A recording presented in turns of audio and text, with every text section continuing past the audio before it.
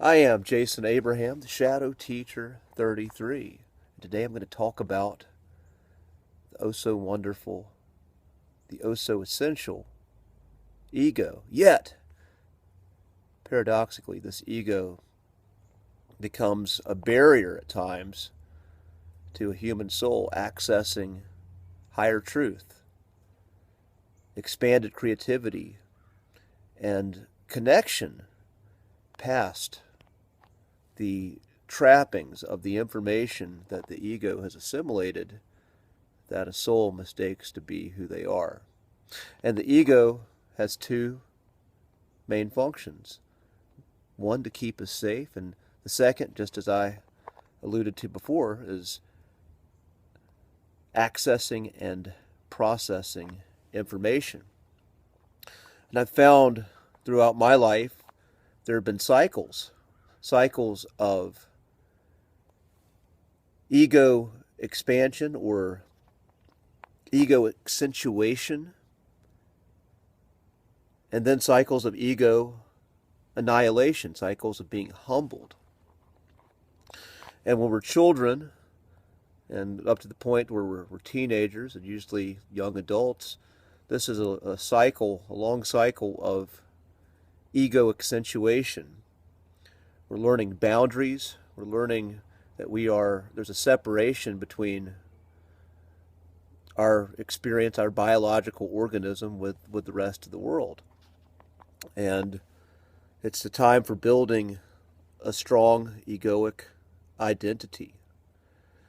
But at some point, if one feels too isolated or identifies too strongly with just these trappings of this separation, this boundary, and doesn't see a connection with others, then suffering arises. Even some who perpetuate the cycle, you can call them narcissists. These are people who are stuck in this extreme frame of ego and stuck in this false self, if you will. But what I've found is much of the identity I cling to, I would have events in my life that would shake that up and create suffering, and were calling me to let go of some of these stories and some of these narratives, some of these concepts that I believed was who I truly was.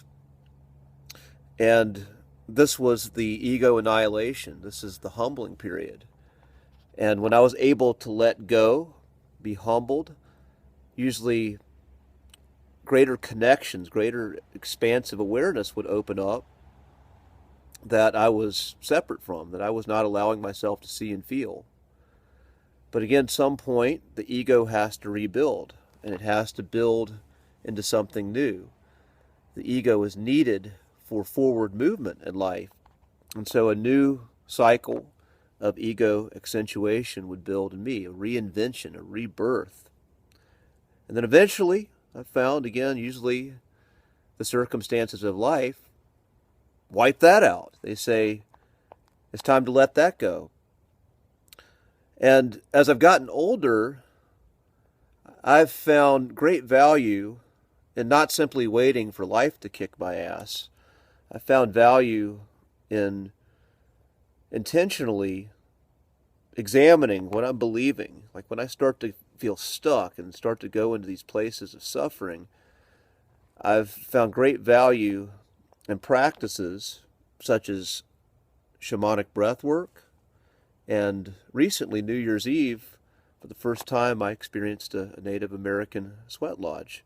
And it was, again, just this beautiful, humbling experience of letting go, of letting go of all that I was holding on to, letting go of everything I thought I was. And it was, again, this is a frightening experience for people to have this ego annihilation, or these periods of ego annihilation, because the ego does not want to die. The ego believes it's truly who you are and wants you to believe that too, and wants to hold on. And the ego, again, wants to make you feel that if it dies, you're going to die too.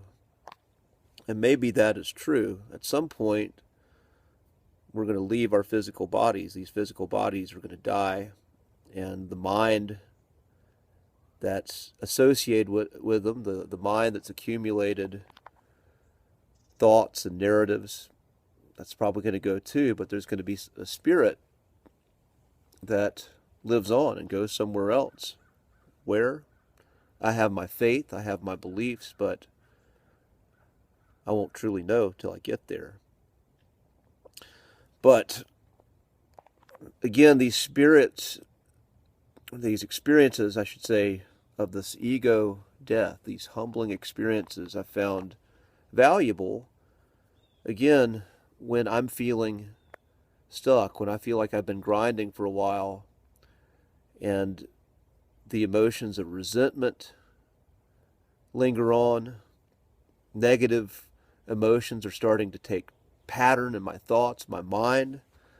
I find this is the time to humble that ego, because this is all the trapping of the ego.